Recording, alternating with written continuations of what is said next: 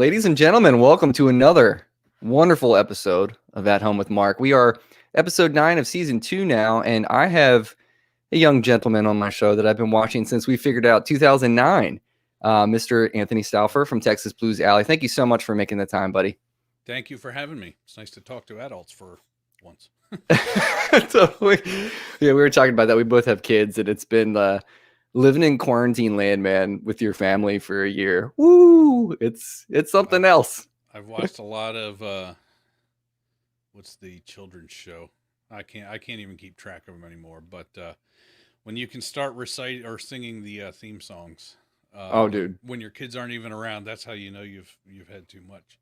Yeah. When Frozen came out originally, and that was just on, repeat in my house. Like, it got to the point where I heard it in my head so much. I'm like, I think I have to buy this song and listen to it Right. so I can get it out of my head, kind of thing.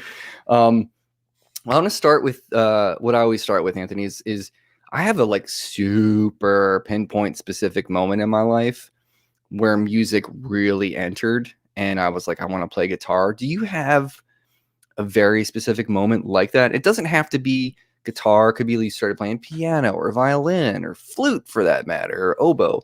But do you have a moment like that? I don't have a moment like that for music in general because growing up in the kind of family that I did, music was not something you could opt out of.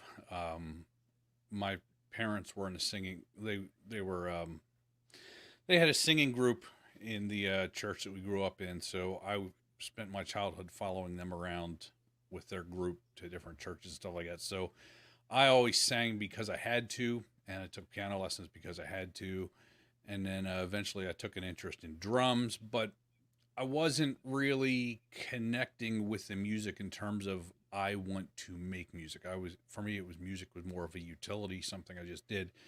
But the light bulb moment for me, the first time that I can remember thinking the thought I want to do that, was oddly enough when I saw Back to the Future and I saw Marty McFly playing Johnny B. Good, and there was just something.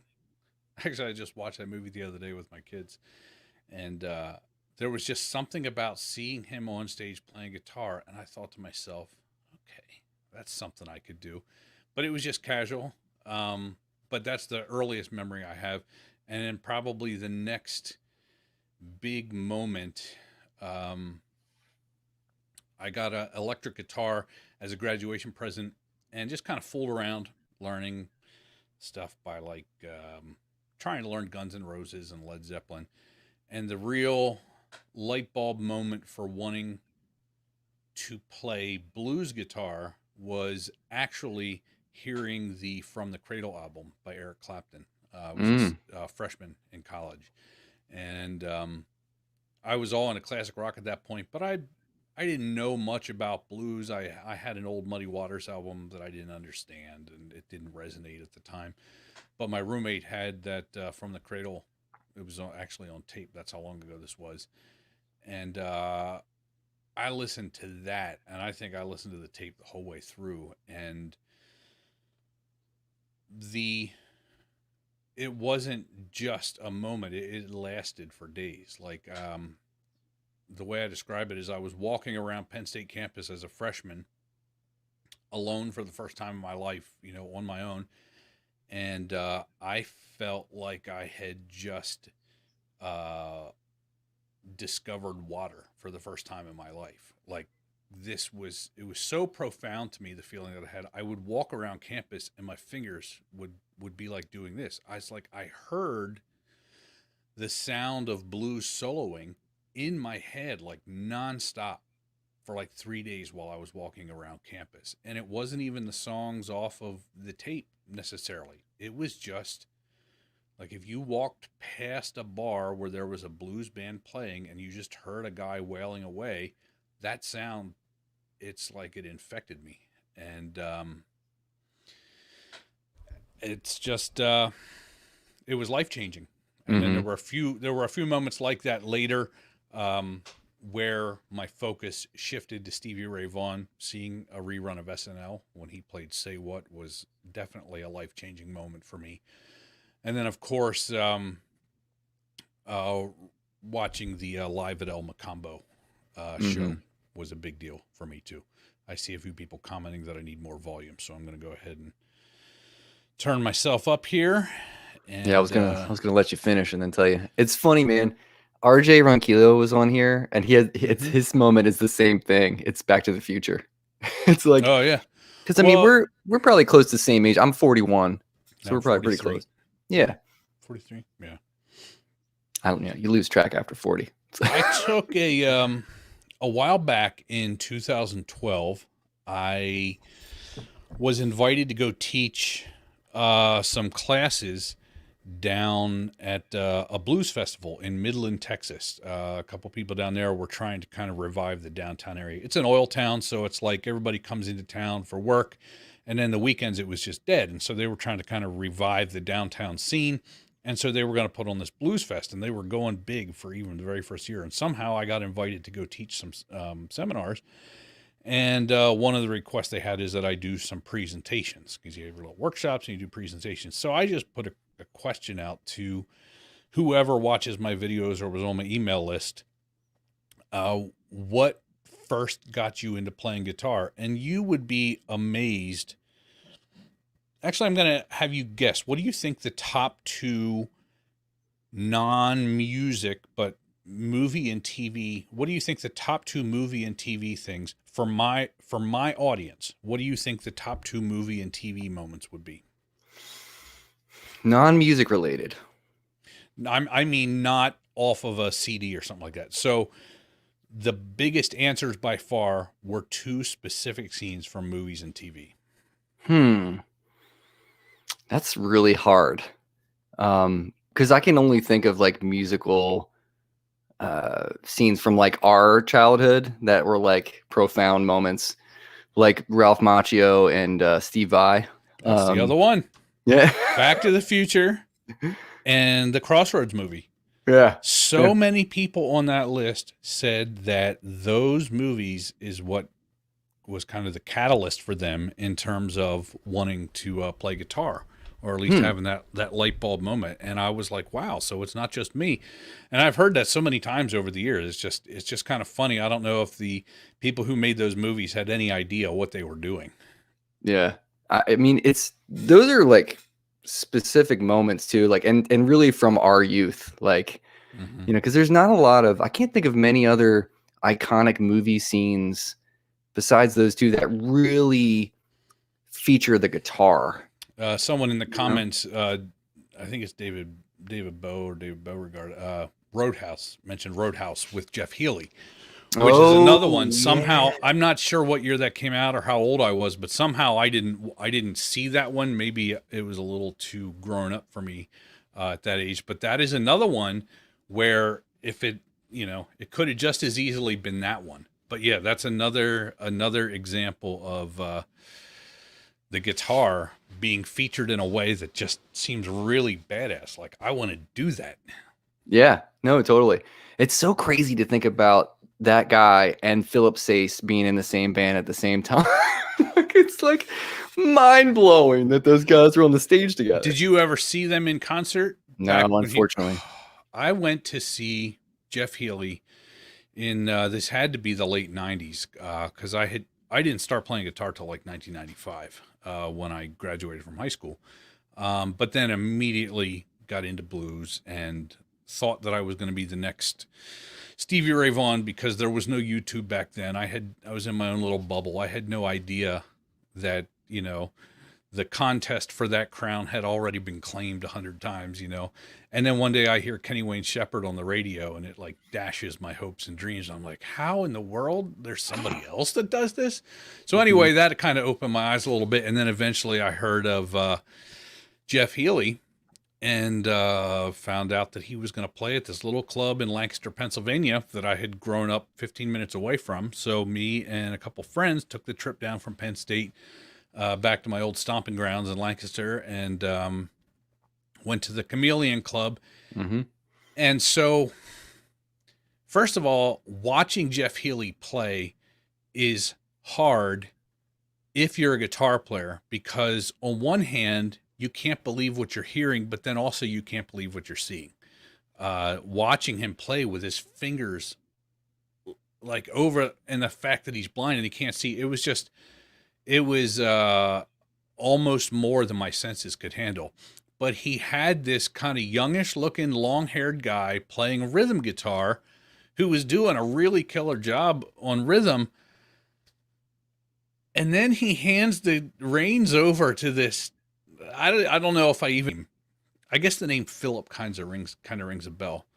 But this guy just goes on a tear. I'm talking like 8-9 minute minor slow blues.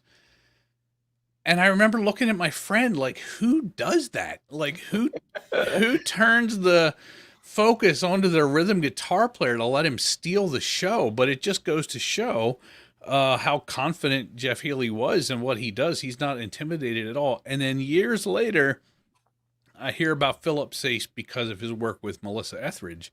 Mm-hmm. And I look him up. I'm like, doggone it, that guy looks familiar. And so I do a little digging in his biography. And what do you know? It turns out that's the guy I was watching, and I didn't even know who he was at the time. Yeah.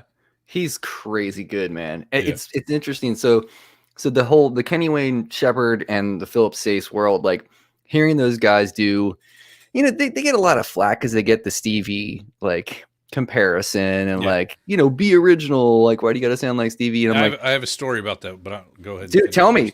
No, tell me. I want to hear it. Not so much a story as it's just a thing that bugs me. I remember.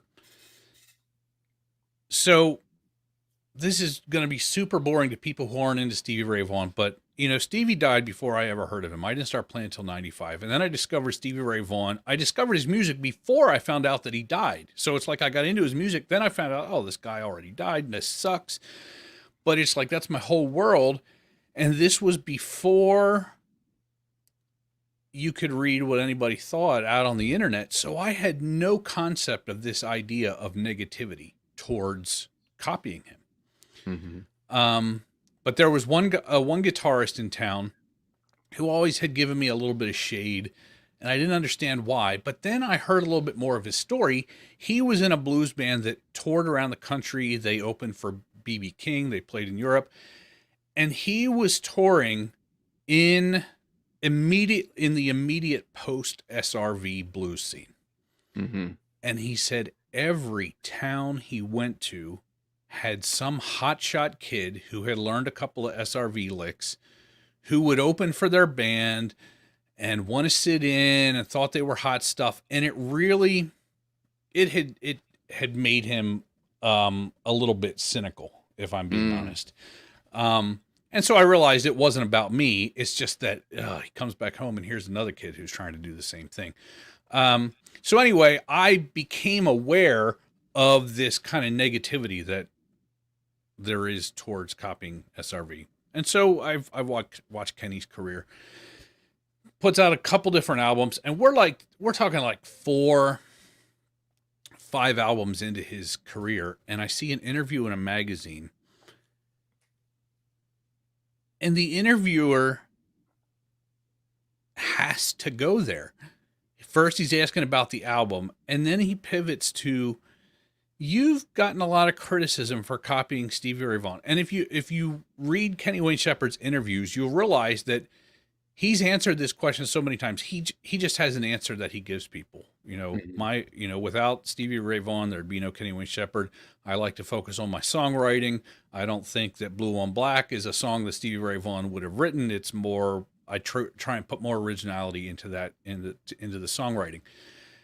And he gave that answer, and I went, and I was like, why are people still asking him this? Mm-hmm. And so I went digging, and here the interviewer was I don't know anything he had done that was significant outside of what the work he was doing at the Guitar magazine. But if you read his bio and everything like that, he was heavily into originality and this, that, and the other thing. And I'm like, why would you send someone like that to interview Kenny Wayne Shepherd? It's like at some point he has picked a direction for his guitar playing. He's selling out whatever size venue he tours in. He sells it out. And he's been doing it for 20 years now.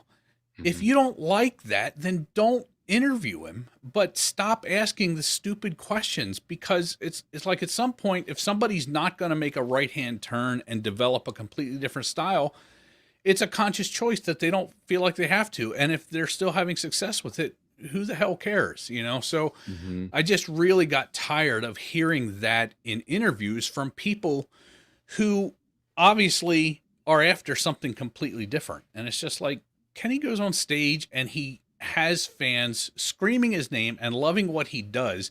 And then some interview at a magazine who's never had an album go on the charts and nobody who reads magazine will recognize their name. They're in there asking him how criticism bothers him. I'm like, oh, sorry, I got a little worked up there, but I get so tired of it. I know, man. So my whole outlook on it is, I mean, what those guys do is in the spirit of what Stevie was doing when he left this planet too early.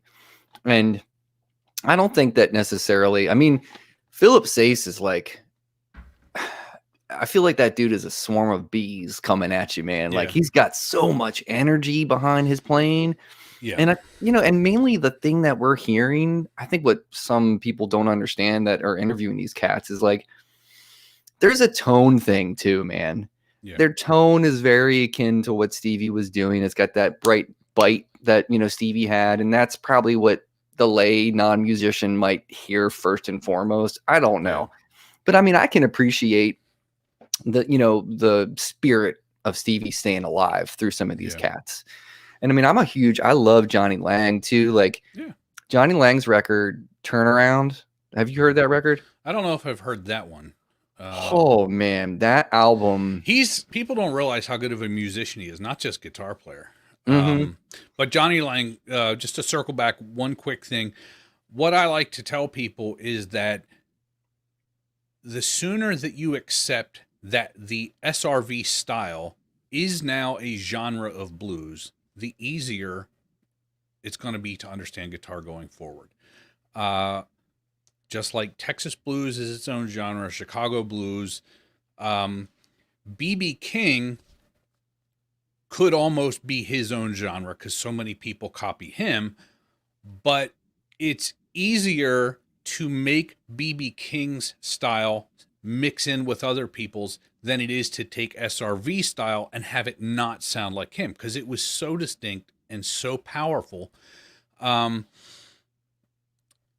the thing is, I totally get why people who aren't in that vein get tired of it. I totally get it. How annoying it is to every time you turn around, there's another guitarist who's trying to sound like Stevie Ray. I totally get that. But at the same time, doing that was therapy for me in a time in my life where I didn't understand what depression or anxiety was. Like I did that because I had to. I wasn't making a choice to copy him because I thought it would be cool. I was a total introvert in college and had no social life. For me, it was survival. So as much as I have resented the negativity around that, for me, it's just like, whatever, you can say whatever you want about me. I have to do this. Now, as the years have gone by, obviously I've been influenced. Recently I've been more influenced by Clapton just because of the courses that I've done. But Johnny Lang is another one that came out around the time of Kenny Wayne Shepherd. And I always thought of him as the guy who sings real good and is kind of good at guitar. But then my wife bought me, later when I got married, she bought me tickets to go see him down in Atlantic City. He and his band put on a heck of a show. Like I could not believe what I was watching. And as like to shoehorn him as just a blues guitarist, it doesn't really capture it because he's just so good. Yeah, no, that album, that point in his career for Turnaround. So I just backstory, so you know me. So I went to Berkeley. Yeah. And I was a songwriting major, but a guitar principal. And as a songwriting major, you can do like a different instrument as private lessons. So I'm also a piano player, so I chose to do piano. And I went in and I'm studying with this guy, Dave Lamina, who's just killing. He's such a great soul, like gospel player and like B3 player. My first lesson, I'll never forget this. My first lesson, I sat down. He put a chart in front of me, and it said Johnny Lang, Thankful. And I was like, oh, I haven't listened to this song ever. What's this? And he's like, just let's listen to the track first, and then we'll start working on it. And it started, and I was like, what is it? It was like straight up R&B, Yeah. like, which is really in my wheelhouse, like And funk. he's got the voice to pull it off too. Oh my gosh, dude. Yeah. And then Michael McDonald busts in and starts singing. And I'm like, is that Michael McDonald? And he's like, Oh, yeah. wow. I'm like, I'm going home and buying this album immediately. Yeah. Every Thanksgiving, I post that song called Thankful because it really hits home. Lyrically, it's an everyday song, first and foremost. It's not just Thanksgiving, but it's just kind of realizing what you have and what you're thankful for. It's what we all have to do right now in this pandemic, is just knowing what you have and being thankful for that. But that record, man, and the record that was right after that, which is escaping me the title of the record, but you got to check those out, man. I definitely will. Oh, it's so good, man. I'll never forget that. And then right after he took that off the page, he put a D'Angelo tune on there. And I was like, everything for me at that moment was like coming together.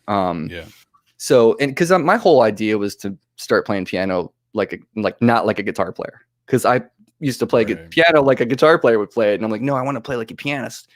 But man, that record is so good. I listened to it. I mean, it's probably in my top 20. If I was stuck on an island and it was like you had to take 20 records, Turnaround would be on. Okay, well, now that's a new one I got to add to my list. Yeah, man, it's so good.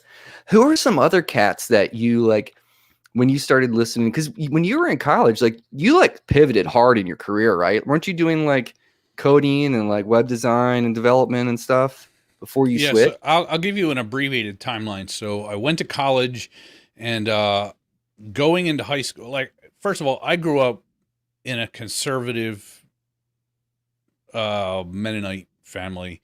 I was only allowed to listen to Christian music. Thankfully, I got to listen to Christian rock, so at least I developed some rock sensibilities. But my first non-Christian music influence was the Beach Boys, believe it or not. And that actually impacted me deeply in terms of having a good sense of melody and harmony. I mean, that just the way that their voices, would weave together.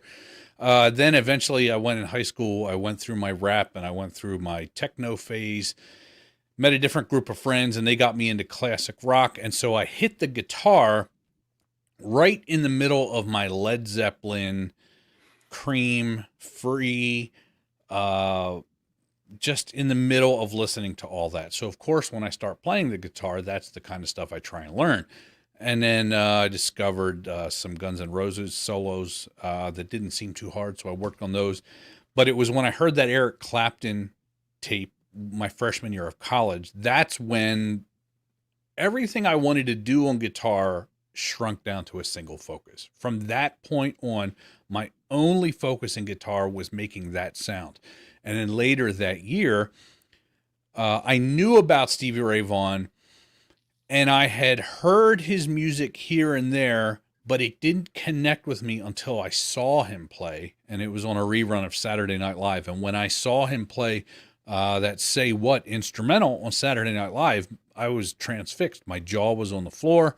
I couldn't move, and immediately my focus shifted. No, that is what I'm going to do. And so basically that was me for the next 4 or 5 years, just learning everything of his that I could. Along the way, obviously Albert King was a mix in there.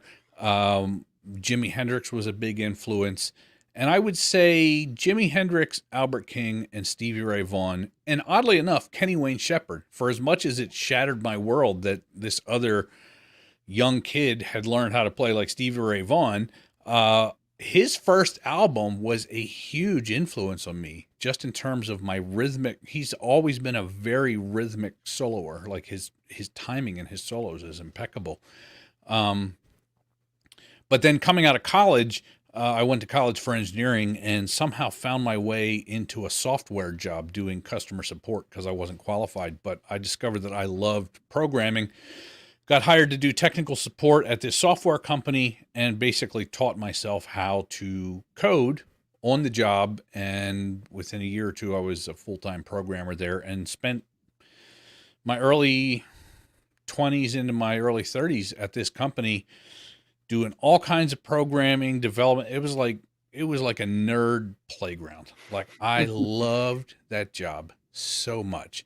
And like anyone, there were periods where I would have thoughts like, "Oh, I wish I could just do music." But like anybody who's tried to do music on the side, and also has a good job, you realize there's a huge disparity in terms of how easy it is to make money playing music and how easy it is to make money if you have a good trade or in my case, a good job like programming. And so eventually I just accepted that my programming job was going to be my funding for my music.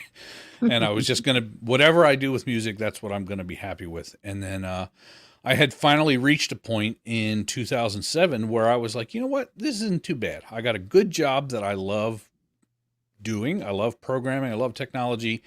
I can have a band on the side if I like, but I'm not going to be a rock star, and that's going to be okay. And so for the first time since I picked up the guitar, I felt like I can be settled. I have peace with who I am and what I do. And then a few months later, I put my first video up on YouTube, and pew, it just took off. And within 2 years, I had to leave that job just to keep up with this hobby because I had started putting out courses, and eventually I was making as much from selling courses as I was at my job. And it's like we had a baby on the way, and I had to choose, am I going to watch this new growing hobby die, or am I going to let go of the security of the job to keep up with it? And fortunately, my wife has a good job at the university, so it took a lot of the stress off of that decision. So I was able to do it in a very safe way. But yeah, and it seems like a right turn, but at the same time, all the skills that I learned at that job, the programming, the web design, coupled with the audio and video skills that I had from years of trying to turn myself into some sort of music star, it's like they all got focused through a lens when I started doing the guitar lessons. And it's like now all of my skills got focused on the same thing. And so to this day, I still program for my site. All the stuff I did in my previous job and all of my audio and video hobbies, they all come together in this venture. And it's very fulfilling in a musical way, but also in a nerd creative way too. Yeah, it's like a perfect storm. It's like It what really you is. have. Yeah, and it's like you had a kaleidoscope, but it all comes out HD. You know what I mean? Yeah, I tell really people cool. it feels like I found, it feels like I was just going through life and I found a secret loophole that I just got sucked into. And it's like all of a sudden, everything that I've ever tried to do that didn't amount to anything out of the ordinary on its own, all of a sudden, I found a perfect recipe for all of those things.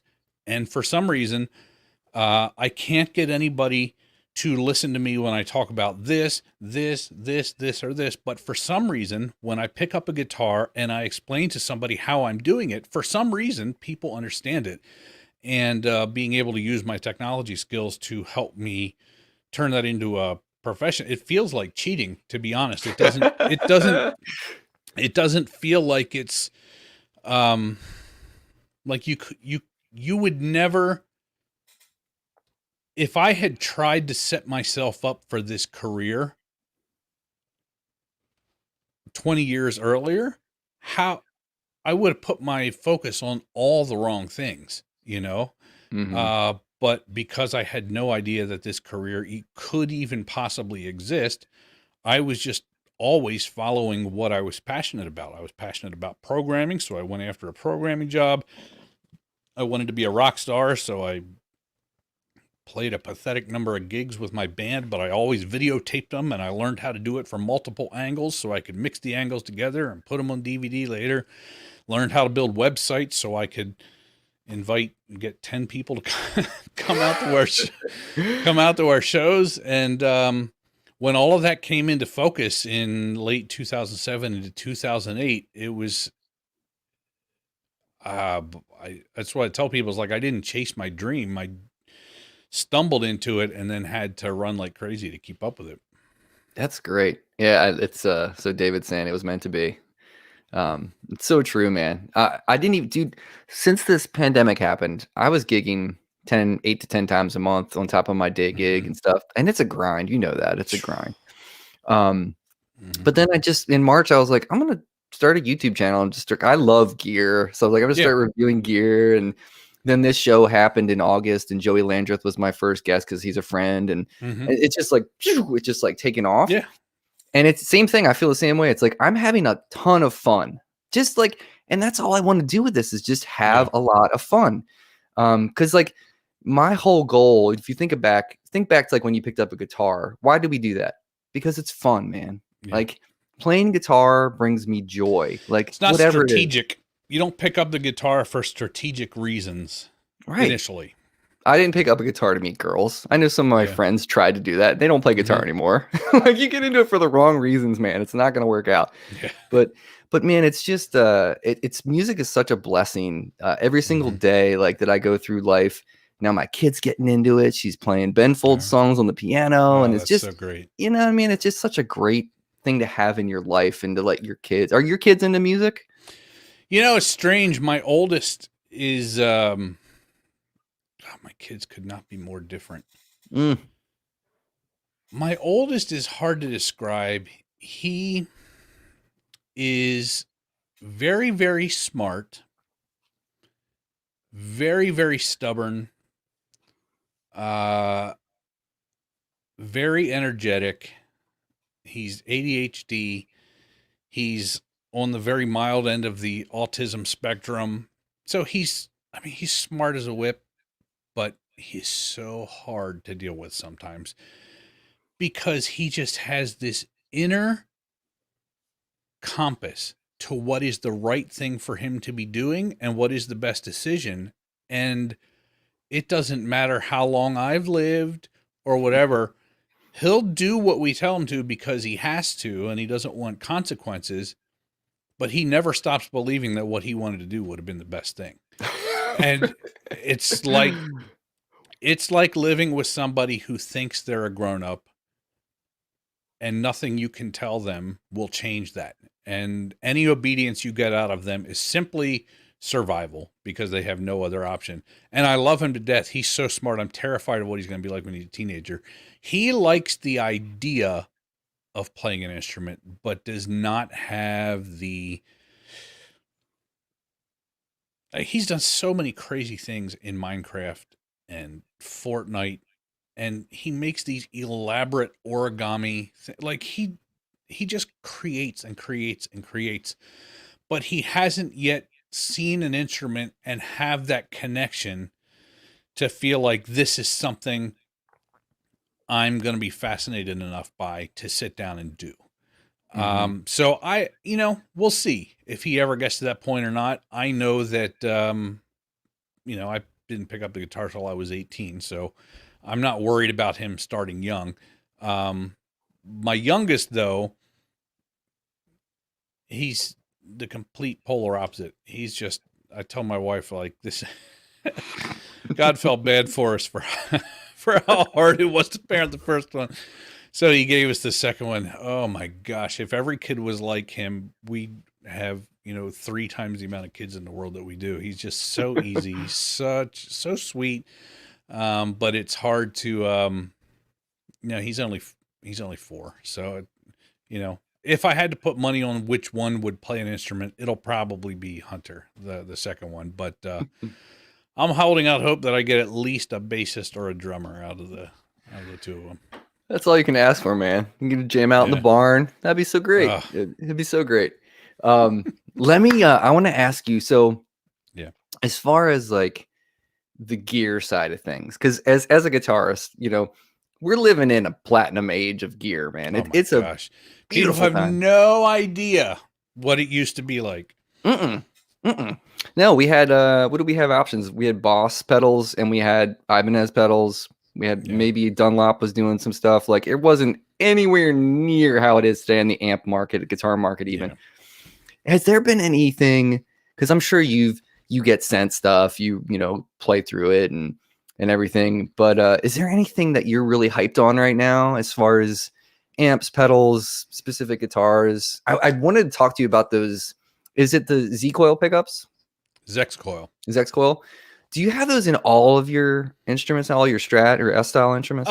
Pretty much. I discovered them really early on, when they were just kind of getting started, and they didn't really have anybody with any real visibility who was using their stuff yet. And I mean, Zex coil pickups and what I needed fit like that. I mean, it was the perfect solution for me. They sounded great. And because I'm a nerd and I went to college for electrical engineering, I understood the science behind why they worked, why they were different than other hum canceling. So I'm basically an endorser for them. And the kind of agreement we have is that they make it really easy for me to have Zex coil pickups in any guitar I want. And then I, in turn, use those guitars in all my videos. But what I tell people is that because of how well the business has done, I could go out and I could, buy any pickups I want, and I still choose to use these because they're just the best pickups I've ever used. And I would never tell somebody that they're going to sound better than this, that, or the other thing. All I say is that I've used pickups from the best brands that you've heard of, and these sound just as good, with the addition that they're dead quiet. So, Yeah. that's the deal with those. In terms of gear that I like, I'm not going to lie, my amp collection is ridiculous. My guitar collection is bordering on ridiculous. But most of the time, two pieces of gear I'll talk about that I love. Number one, the Kemper. I bought that 2014 when I did my second TrueFire course, and it just keeps getting better. They've not updated the hardware at all in terms of, Kemper version 2, where you can no longer get updates for version 1. Like, this is the same Kemper that originally came out 10 years ago, and it's still getting software updates. It's still getting new. They just added their own algorithm for an overdrive pedal. And in addition, people who make profiles have gotten a lot better at making them. Yep. And it is scary how good this thing can sound when you're using a profile done by somebody who knows what they're doing. So the Kemper Profiler continues to be my favorite piece of gear when I don't have a lot of time to set up, because I'm sure trying to mic a guitar, it is easier to make a tube amp sound bad on a recording than it is to make it sound good. Yep. Not because it actually sounds bad, but because microphone placement compared to the speaker and everything, it's just tedious. And then if you're in a situation where stuff has to move around, I don't have that much time to do that. So now, literally, I have a couple of profiles that are kind of my default go-to. I know that I can fire up a live stream or start recording, and I can have tone that's going to be as good as anything I've ever recorded. All the time, is not affected by weather.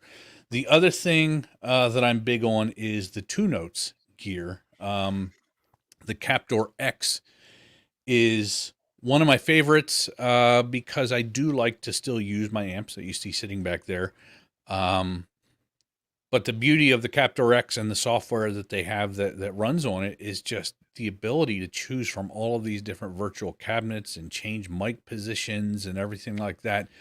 I never thought that I would be in the cabinet emulation bandwagon, but it's so good, and the software they have for it is so convenient that honestly, I don't know, if given the choice, if I would choose to mic a real cabinet anymore, or if I would just use the Captor X, because the tones that I can get out of it and the list of cabinets that I have access to because of all the ones that they've done IRs is just, I like the cabinets I have, but I don't have confidence that I'd be able to mic them as good as they would sound through there. So those two, I mean, that's terribly, not very sexy. I know I'm supposed to be into like vintage amps and cabinets and stuff, but for me, it really comes down to efficiency and predictability.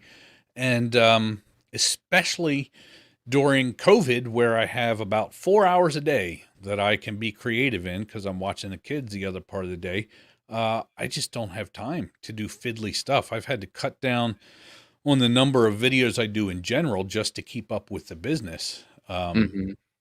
So spending time back when I did mic cabinets, I used to experiment with different mics, combining two different mics and running ahead into, two different speakers and then combining. And that's all fun, but not when you're trying to get something done. And that's Yeah. why the Kemper and the stuff from Two Notes has been really awesome. Yeah. That technology has come so far, man. It's just like What's the earliest digital stuff that you used? 2011-ish, Amplitude, maybe. Oh, wow. 2011 or 2012, I had Amplitude, maybe two On or the three. desktop or on a mobile? Desktop. Yep. And I'll tell you what, man, at that time, even I was super impressed. Like the Leslie, the rotary speaker on there was one of my favorite things to hear. But, they had everything kind of all the blackface amps, like they looked like Fender amps, couldn't call them that. Now they have Fender, packs and stuff. But well, that's a testament to how good the technology has gotten. Man, is that actual companies are now doing joint ventures with these modeling companies. Yeah, and then look at Fender. 2011 era, like the modulation effects, that was like one of the only things that sounded actually convincing. Yeah, during that era. Yeah, and look at Fender too with like their Tone Master amps. Like they're like, oh crap, we got to get on this wagon. People are, we're not going to sell amps anymore if we don't make more. Have you played through either? I have. I played through the Deluxe. My complaint with it was the weight was fantastic and it was a pretty good sounding amp, but like the reverb was way too wet, way too quick, and it was just not musical. And whatever, I have a Strymon Flint that sounds fantastic that I could just throw in front of it, but like I think if they work on that stuff a little bit and they maybe put out a Princeton or a super reverb, even, like I would love to hear that. I'm every time I think about buying one of those Tone Master amps, I remind myself they're going to do the super reverb eventually. This was just a trial run. Yep. In terms of like sitting down in front of it and like, you don't like the reverb, turn that off. Can you see yourself kind of getting lost in front of this thing and forgetting what you're playing through? Yeah, I think if I had my pedal board in front of me and was playing with a band, it would be totally fine. Like I almost bought one because I bought a Two Rock a couple years back at my midlife crisis, and that amp is just mind-blowingly good.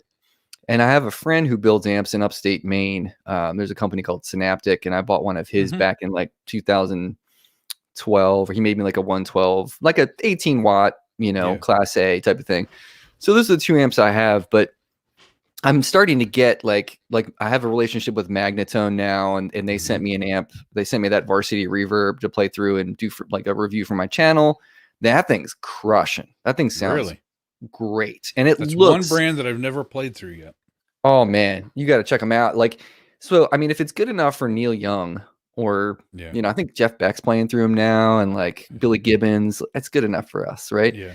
But the clean tone on that Varsity Reverb is pretty fantastic. And I love fuzz, so I hit that thing hard with fuzz, and it just takes it and is like, give me more, man. Wow. And it's a great sounding amp. I mean, nothing right now is lighting my fire as much as my Two Rock, but I play in open C and C standard tuning. I play in like weird stuff, really low tunings, and it's I've never had issues with either of those companies, any of those amps, like speaker farting out or anything weird. I don't have problems with that stuff. But I was going to say, to circle back to the technology, the Universal Audio aux. Do you have one of those? No, I've seen a lot. One of my friends, Corey Congilio, is he's a True Fire educator and just a hell of a player, and he started doing his own courses and everything. And I know he has done a bunch of stuff for them. I've not played through it. I've seen him demo it live.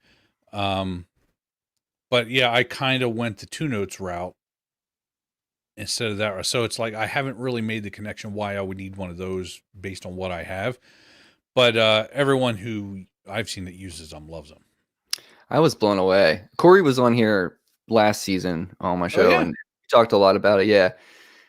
Because I borrowed one and was really it's unbelievable. It's not the using it as an attenuator, not such a good thing. I don't think that thing's meant to be used in that way as much. But for when you're talking about amp simulation, cab simulation, and being able to use your own amps with it too, so that like familiar, I think cab simulation is how can I say it? A lot of people resist the I'm trying to talk here. The digitization of the amps and the pedals.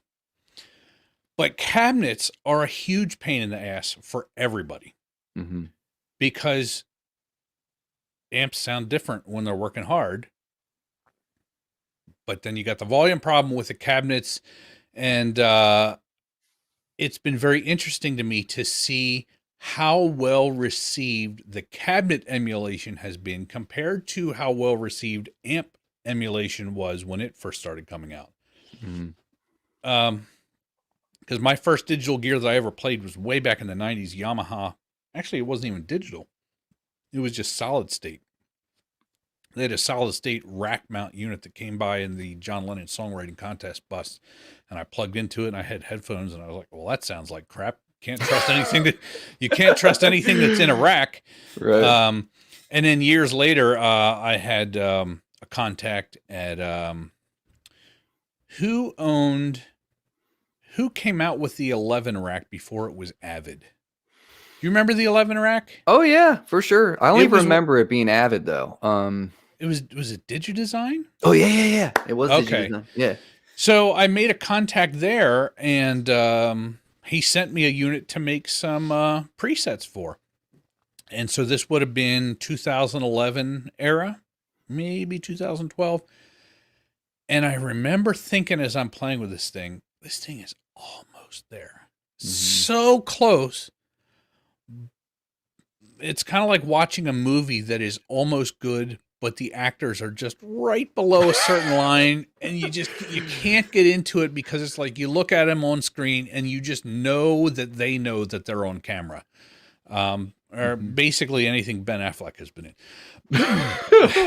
Shots fired. But no, that's how I felt about the 11 rack. It's like, oh, it's so close. I could almost use this. And then I just kind of tuned out to the modeling stuff for a little while because I moved into a different studio in town where I could crank my amps. So I was in heaven, And then I am not sure at what point I tuned back in, but it was actually the Amplitude software, maybe version 3, where I downloaded the trial and I was like, holy cow. This is no longer just playing around. Like we're talking about, I could possibly record with this. And then I got the Kemper, and then it was like in a 5-year period, things went from this kind of stuff. It's good if I had to use it in a pinch, maybe, but I would never record with it unless I had to.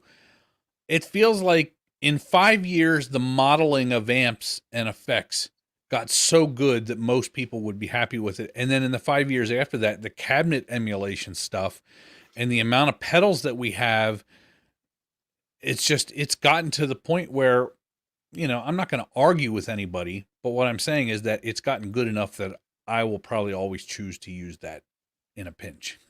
Yeah, dude. I mean, and look at all the like stuff that HX Stomp, like all the people that are using that. It's like everybody, anytime I turn around and like see a YouTube person or one of my friends is playing through the HX Stomp in some video, I'm just like, really? That's what that was? Because I was on the fence. I tried the Strymon Iridium. I just did not like how my pedals sounded through it. I just did not. Really? It sounded brittle. It did not have. Did you like how it sounded without any pedals? Like if you were just playing straight through it? Yeah, I mean, it was fun to play through. Like I put headphones on and was practicing and stuff, and that was fine. But like, yeah, I mean, I have a bunch of great gear that when I pushed it through it just made it sound like dog crap. I just didn't. Well, I mean, and that's why you got to try stuff, because not every pedal is going to sound good going into every type of model. That's why I don't use pedals into my Kemper anymore. I thought that it would sound good, but it sounds better just using the built-in effects. Yeah. And It's in one sense it's kind of hard because there's so many. In one sense, it's good because there are so many good options available. But I do not envy anybody who gets into the guitar game in 2021 who's got to sort their way through all of this stuff and try and figure out which is the best, because nobody wants to hear it's all good enough. It's like, Yeah. it's like, that's not an answer. Everybody wants the best modeler. Is it the Helix? Is it the Kemper? Is it the Axe FX? Which one do I need to buy? And it's just like, yeah. And now it's the quad core thing. Yeah. Everybody's talking about that. I'm just like, dude, there's too many options. It's like option Yeah. paralysis, man. I can't keep up with it. But I'm not going to buy them, but I'll watch endless videos of them. I watch Pete Thorne play through all that stuff all Yeah. day long. It's not fair. It's not fair watching anything that guy plays. It's just like that guy could plug into my first solid state amp and fool you into thinking it's a super reverb. Oh my gosh, for sure. Nathan just asked, do they make lefty tele pickups? I mean, I guess it would be the same That's a good question. Yeah. I don't know. Nathan, also, you threw some shade at my beard. My beard is gone. The wife likes it better this way, so I'm going to keep it this way for a while. So yeah, I mean, there's so many pedals that I've bought in the past year that have made me rethink of getting rid of a bunch of other stuff, because I don't ever have a huge board. It's just like a drive and a fuzz and, maybe harmonic tremolo. And that's kind of my game and a tuner. I don't need much, but there's been some stuff this year that I've been really pleasantly surprised. I got a really good deal on that Chase Bliss Automatone. I've been looking at that. And man, that thing, I'm this close to getting to the MIDI game, because I'm like, I don't need anything else. I probably don't need any other overdrive or fuzz. Well, maybe a fuzz pedal, because I love fuzz. But like, that thing can do so much, and it sounds so good. And if people are like, dude, it's $700, I'm like, yeah, I know. That's why I didn't buy it unless I got a really good, deal on it. But like, it really is the truth, man. It's like next level. All the Chase Bliss stuff that I played through is, I have the mood. I've been looking at their stuff for a long time. I have had to swear off buying pedals. I mean, I still bought some because obviously, but with the renovations I was doing in the barn this year, I had to remind myself every pedal you buy is another feature you got to wait longer to get put in. So I've been on kind of hiatus. I bought the Duelist from Jesse Davies' company. And, Jesse was just on here last week, man. Yeah, I saw that. I haven't watched the interview yet, but I got that. And what sucks is that it's COVID and you're stuck at home. And so I've ended up buying a couple of pedals last year, but I got no time to demo them because it's just like I only got 4 hours a day to work between customer support and keeping up with the locals community and everything like that. It's just like, when this is over, I'm going to get back to doing gear demos again. Yeah, man. Somebody was asking, have you ever played through Milkman stuff? Yes. I actually sat down at their booth at NAMM before the world exploded. And I first played the Amp 50. And then I played, what's the one he just put out? I think it was the Amp 100. It was like double the power. I forget what he did different. But it sounded good. Like, and it really comes with that kind of stuff. I think it's the power amp side of it is solid state, but it's a tube preamp built into this little package. I would not promise anybody that they're going to love it because I don't know how they use it. But what I will say is, to me, sitting down in a noisy NAMM environment, playing through this thing, because it's got a tube preamp, it takes pedals very well. And if you can get the sound that you like from your pedals, then they'll do well with this thing. The only thing that you will be missing out on with something like the amp is, cranking up the power tubes, but then you're dealing with ungodly volume. And because it's 100 watts, it can get loud. It's just that the power section is going to be clean. And so you're going to be getting your sweetness and your flavor all from the preamp. But that guy knows what he's doing. And he told me that, he's done all these tube amps, and John Mayer used one and it kind of blew up. He puts out this little thing, the amp, and that becomes his best selling his best selling product.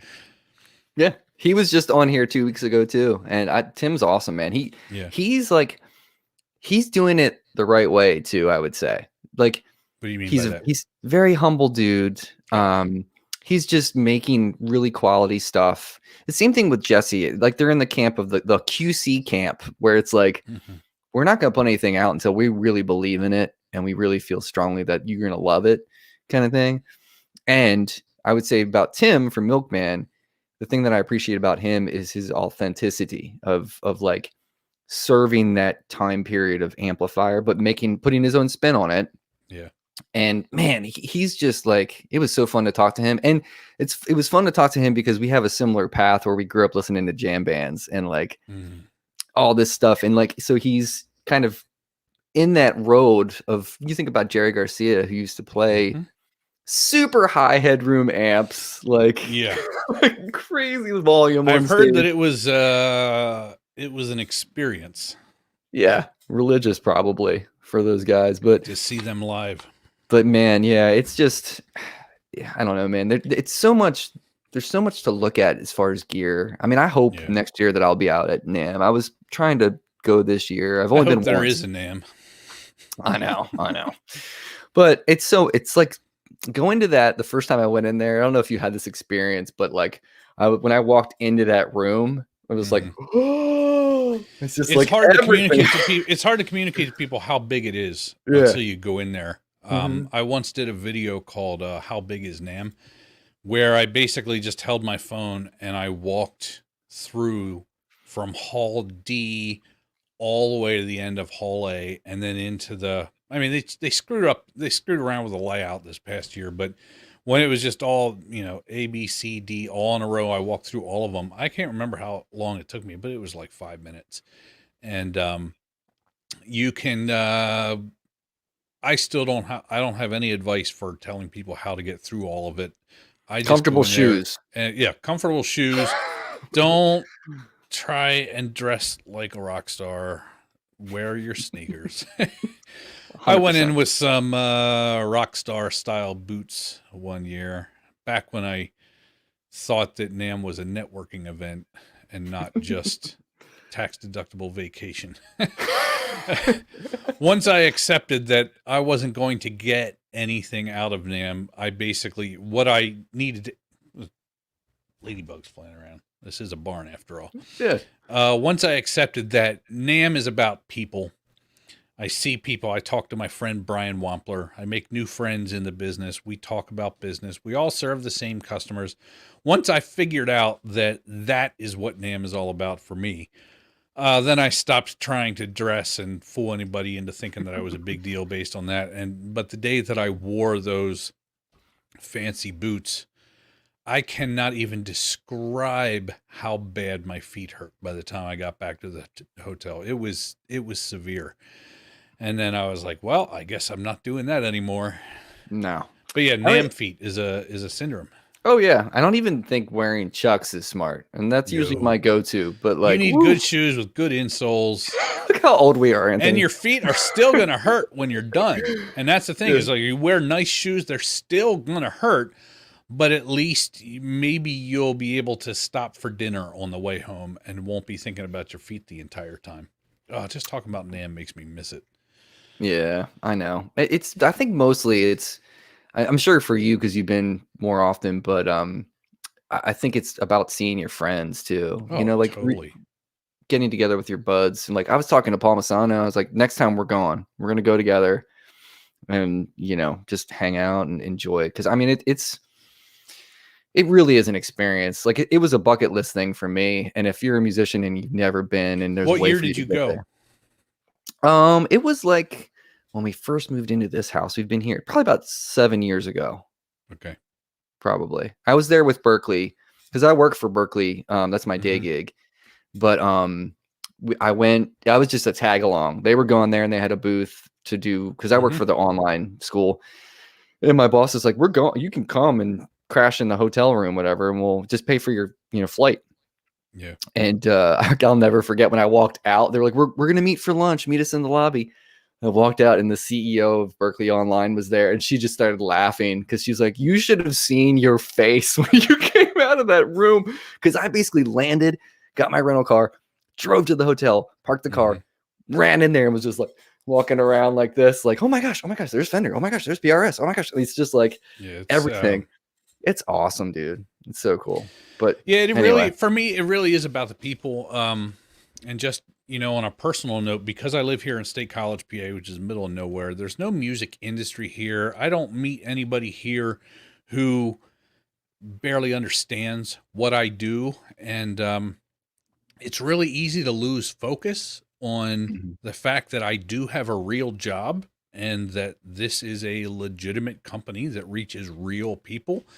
Because when I shut my computer, it's like my job disappears. It's like I can walk around town and see no reflection of what it is that I've done with the past 12, 13 years of my life. Like it doesn't exist unless I'm on a computer. And I think it was around 2016 or 17. I don't remember which year. But I had a really good experience at NAMM, not based on getting anything out of it, but meeting with people who reminded me that my job is real and Mhm. reminded me that what I do here matters. Like it affects people. So some of it was people who were my viewers or customers who happened to be there, working for different companies. There was a couple of business opportunities, never panned out, but having the conversation for the first time in my career was very, very, it made me feel legitimate. And Mhm. so after that, I basically figured out if I leave NAMM and I haven't met and talked with people, then that's how I know that I failed. And so I was on this period where, I just go to NAMM to enjoy it. But then this past year was like the best of all time because um, I finally met Marty Schwartz and Brett Papa, and I've known Brian Sherrill from Active Melody for a while. We finally got to meet in person. I know who's the guy that was in California. He moved to Texas now. Blues Guitar Unleashed, Griff Hamlin. Mm. I've met Griff Hamlin a couple times, but anyway, I met all of these people uh, who knew who I was. Marty's like he's like in the stratosphere in terms of guitar stuff, and I had met Justin Sanderco a couple of years before, but I still don't feel like I don't walk around feeling like, hey, I belong in this group.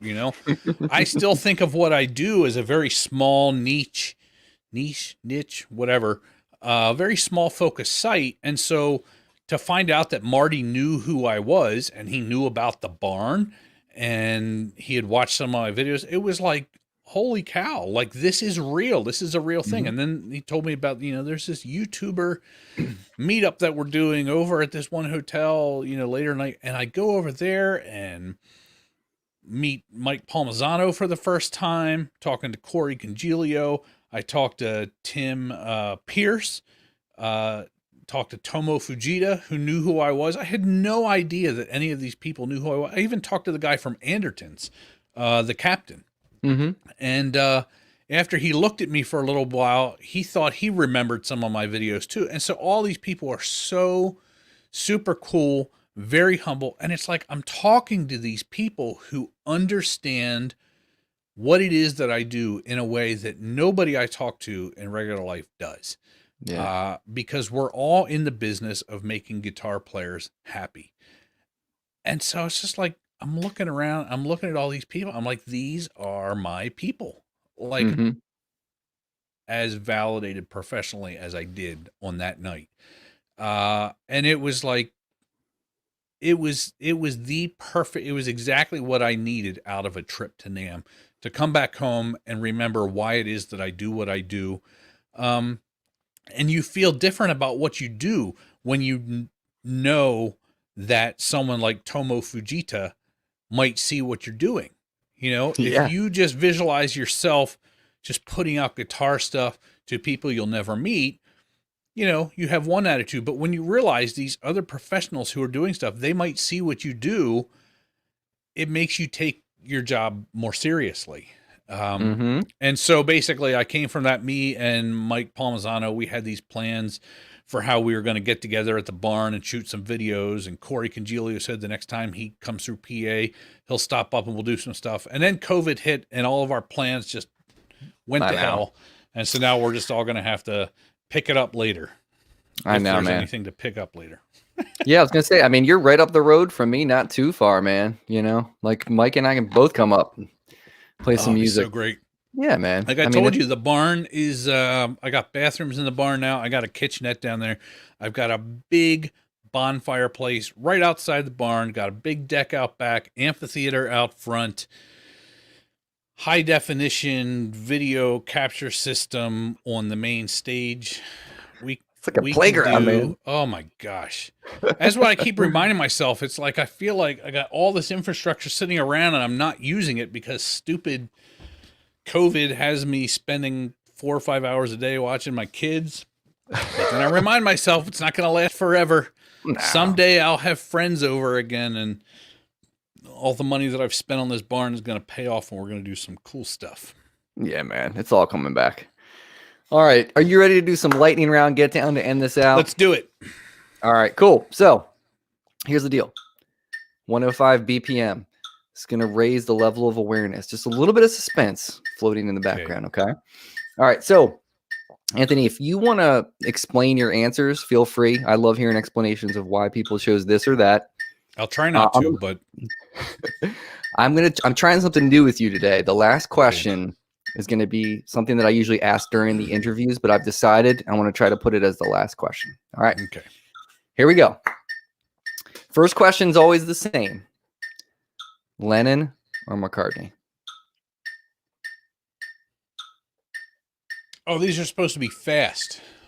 It doesn't have to be. Lennon, because of the work he did after the Beatles. Okay. Bassman or bandmaster? Bassman. Sweet or savory? Savory. Night owl or early riser? A night owl. Band of Gypsies or Experience? Oh.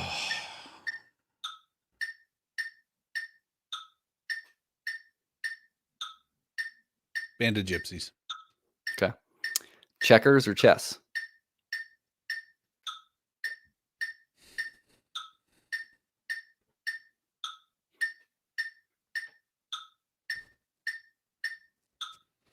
Checkers. Okay. Forrest Gump or Big? Wait, Big? Yeah, Tom Hanks. Big. Oh, Forrest Gump. Not even a question. The music. Yeah. All right. White wine, red wine? I'm going to go with red wine. Okay. Thundercats or Voltron? I didn't watch either. We didn't have a TV when I was a kid. All right. And then the last one.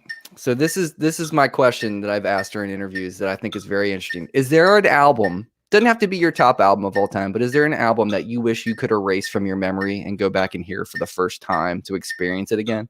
Oh, I thought you were going to ask if there was one that I could erase from my memory and never think or hear those songs again. And that would have been Steely Dan. I would erase all Steely Dan music from my life forever. Oh, man. Because I used to work at Clare Brothers Audio when I was during summers from college. And they're the biggest sound company in the world that for some reason is based out of Lititz, PA. Anyway, the sound engineers would test new designs for their speakers on this deck, overseeing the whole factory, and the music they played every single time was the same album by Steely Dan because of sonic this and that. And I'm down there building these $10,000 touring speakers, listening to Steely Dan over and over and over. And I seriously got whatever the mild form of PTSD is from listening to that album. And to this day, if I'm in a store and I know a girl in Ruby. It's like, I just want to run for the door. I cannot listen to it without having this visceral reaction. But that's not the question you asked. You asked one that I could erase and hear it again for the first time. I would say...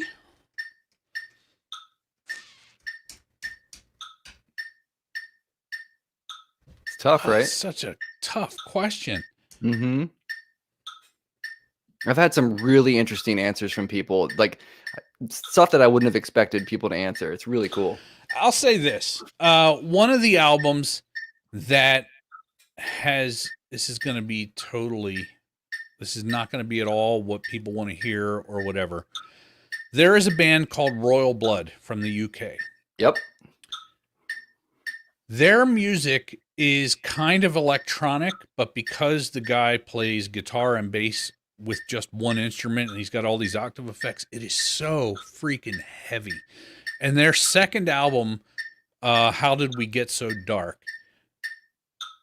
I've listened to that album probably 1,000 times this past year. It is so heavy and so engaging. I just remember the first time that I heard their music and I heard that album, and that's one that I would erase from my memory so I could hear it all over again. Well done. Cool. Yeah, I know all about that band. You made it through, Anthony. Yeah, it's funny, dude. Yeah. So David just said Dark Side of the Moon. So Gabe Dixon, who's the keyboard player in Tedeschi Trucks Band, was on here. Mm-hmm. And I asked him, and he said Dark Side of the Moon. And I was not expecting that from him because the music that he plays, and like he's a huge Elton John fan. And so I was just not expecting. I love that question because it really does kind of dive deep into your musical soul to like reveal, you know, what you really want to hear, you know. Yeah. It's crazy. There's, you know, for me, there's this album by Jellyfish called Spilt Milk. That's like one of the greatest power pop records I've ever heard in my life. But man, it's so great to have you on this show, Anthony. I really appreciate you making the time, man, and spending a little bit of it with me tonight. No problem. Like I said, I spend all my day around my kids, and any chance I get to talk to another grown-up with grown-up thoughts is, you know, a nice treat in these difficult times. Me too, man. Me too. And guys, thanks for hanging out and thanks for dropping questions and comments. Super appreciate that stuff. Next Tuesday, I got Jeremy Shepard, Guitar Hunter, is going to be on here. We're going to talk about my Taylor, hopefully, so I can find out what the heck's, you know, the story behind my Taylor acoustic. But yeah, guys, thank you so much for hanging out. Anthony, thank you again. You can hang. We're going to end the broadcast. Take care of each other. Take care of yourself. Thank you, everybody. Yep. Take care of each other. Take care of yourself. We'll see you next time.